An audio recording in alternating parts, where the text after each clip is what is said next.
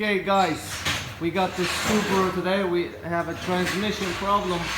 It's a 1999 Forester and green color. Anyway, we got a problem with the transmission on this thing, and what happens is the transmission temperature light flashes on this thing. It drives okay, but doesn't shift properly. Also, it has shifting issues, and transmission temperature light inside the car flashes. It just flashes. As soon as you start it up, it flashes. So what we did is I scanned the codes, and we got codes 748. Okay, we got the Subaru codes 748, pressure control solenoid A, electrical problem, it says. And it's also called the duty solenoid A. So anyway, we checked this car out. We checked the oil pressure on this thing, and basically, if you don't have the tool to check the pressure on this thing, you just can disconnect the cooler lines and see if any oil comes out of this. This one has no pressure, no fluid coming, nothing circulating. So what we did is we dropped the pan, transmission pan. We took it out, and we have a bunch of solenoids in here. We have solenoid here, we have a solenoid, we have shift solenoids over here, then we have another bunch of solenoids. So basically we have tons of solenoids under here, and it's very easy to change these parts. You just gotta find which one is the right one. So we checked the resistance on every single solenoid. We looked at the specs, what they're supposed to be. So anyway, we have a problem with this solenoid. I already disconnected it. I ordered the part. It's coming from Subaru tomorrow. It's about $180 for the part. And I checked the resistance on this. The specifications for the resistance is supposed to be from 2 ohms to 4.5 ohms. And we have 35 ohms, which is out of spec. And the resistance is way too high. That means the solenoid is stuck and it's not working. And we have the same exact solenoid right across from it right here. There's another solenoid right here. The same exact looking solenoid is pink color, same color. They color coded these things, so when you order them, you can just say pink one, and I need the pink one, or the blue one, or the green one, whatever, the blue one. So they'll just send you. But so we have a problem with the pink one. We have another pink one right here. So what I did is I checked the resistance on this one. I want to compare between this one and this one. We got 2.4, which is very good, excellent, right in the specs. So the solenoid is working. So what I did is also second test. You get a 9-volt battery or any kind of a small battery.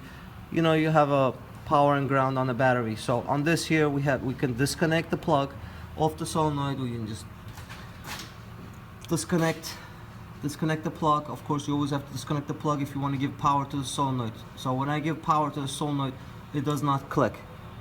Nothing works. Just doesn't click. And when you give power to this, it clicks, and you'll see fluid coming out of it. You'll see transmission fluid coming out of it. You can do this test with a 9-volt battery, the square ones. You can do it with that, or you can just get 12-volt from the car. You can just use a tool like this. And of course, you always have to disconnect the plugs before you give any kind of power to any kind of solenoid or a sensor or anything like that. So what you do is you come here, that's the power side, and you got the ground side right here. So to the power side, you just turn the meter on and just tap it. Nothing, no click, nothing. And we have a known good one right here. We'll test this one. You hear that? So it's clicking. So that means it's working, it's activating, it's coming on and off, and it's doing the job. So we know that's bad. I mean, that's good, and this one is bad. So got the part coming in tomorrow, and we're gonna put a new transmission fluid in it. We're gonna change the transmission filter. It's never been serviced. It's leaking right here. So we're gonna change the spin-on filter, and we're gonna also change the small filter that's here inside. We're gonna change that and put a whole new fluid in it, and we're gonna flush the brake. I'm gonna flush the transmission fluid also as well. We're gonna pump out all the fluid, all the dirty old fluid inside, and put a whole new transmission fluid inside, and this thing is gonna run like a champ, and I'll make another video while I'm driving it again like I did last time. So the customer demands that he wants his transmission fixed, and we're gonna fix it for him. I don't really want to work on transmission problems. It's a whole nother story, whole nother animal. It's more complicated, but at times you have to do it. We have to fix stuff.